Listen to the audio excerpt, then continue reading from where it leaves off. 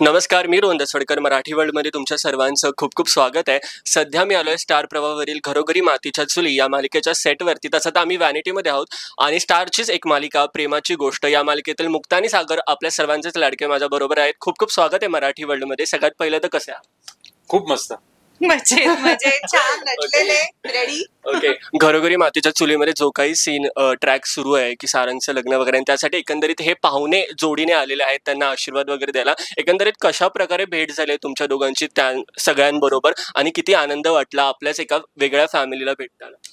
मी तर डॉक्टर मुक्ता आहे. माझं डेंटिस्ट आहे, मी माझं क्लिनिक आहे. सो जानकी तिच्या मुलीच्या दाताच्या ट्रीटमेंटसाठी माझ्याकडे तिला घेऊन येते. त्यामुळे तिने मला इन्व्हाइट केलं लग्नासाठी आणि तिची सागरची कशी ओळख आहे ते जाणून घेणं खूप इंटरेस्टिंग. काहीच ओळख नाहीये. ओके, बायको सोबत आलोय, भेटतंय, सिंपल. म्हणजे सागर इकडे मुक्ता बरोबर आला आहे पहिल्यांदा, म्हणजे असं कुठेतरी बाहेर तिच्या बरोबर तो दुसऱ्या एका मालिकेच्या सेटवरती आलेला आहे.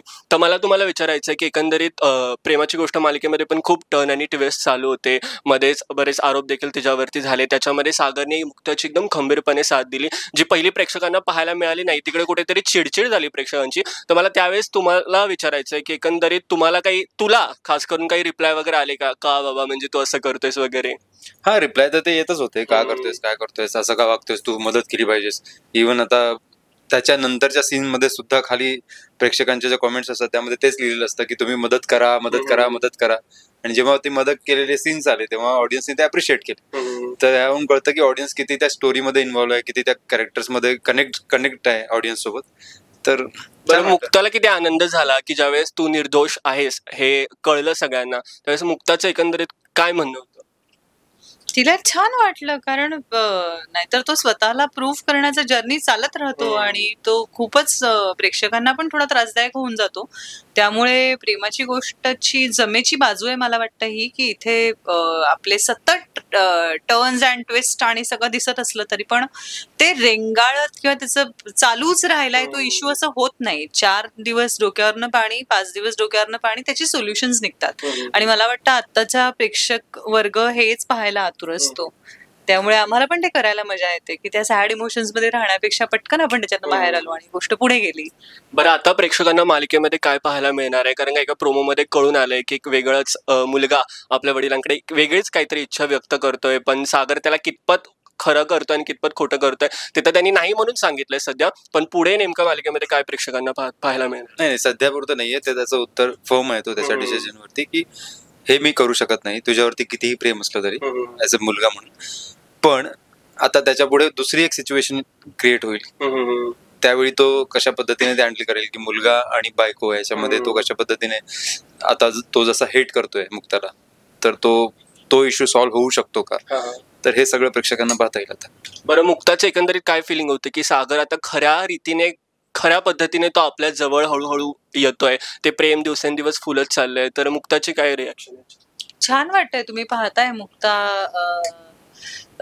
बागडतीये, गाणी गातीये, एन्जॉय करतेय. खूप वर्षानंतर तिच्या आयुष्यात तिला असं खरं प्रेम वगैरे काहीतरी बघायला मिळालंय. त्यामुळे तिचा आनंद प्रेक्षकांना आता सध्या बघायला मिळतोच आहे. आजच महा एपिसोड झालाय आमचा, त्यातही ह्यांचं एक गोड गाणं सागर आणि मुक्ताचं तुम्हाला पाहायला मिळालंय. तर त्या पद्धतीने सगळं चालू आहे आता.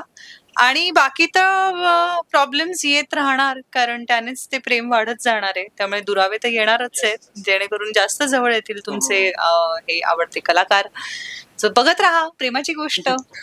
बरं, मला मुक्ताला विचारायचं आहे की एकंदरीत तुझे ना बरेच व्हिडिओज असे व्हायरल होतात ज्यामध्ये ना तू नकळत लोकांना 4 गोष्टी सुखाच्या सांगून जातेस, आणि तू पाहिल्यास का अशा? म्हणजे ऑब्व्हियसली पाहिल्या असेल, कारण खूप व्हायरल वगैरे होतात त्या.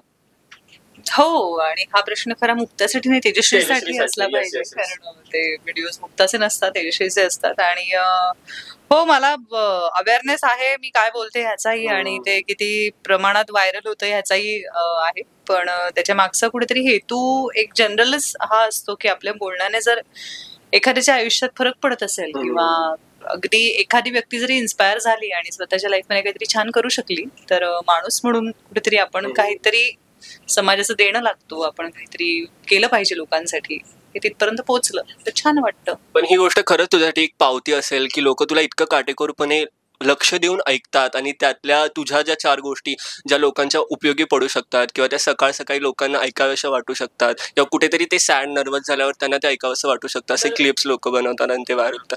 बरं, मालिकेचं प्रेक्षकांचं खूप प्रेम मिळतंय मालिकेला. तुमची जोडी देखील हिट होते, क्लिप्स रील्स वगैरे खूप काही त्याच्यावर बनत चाललंय.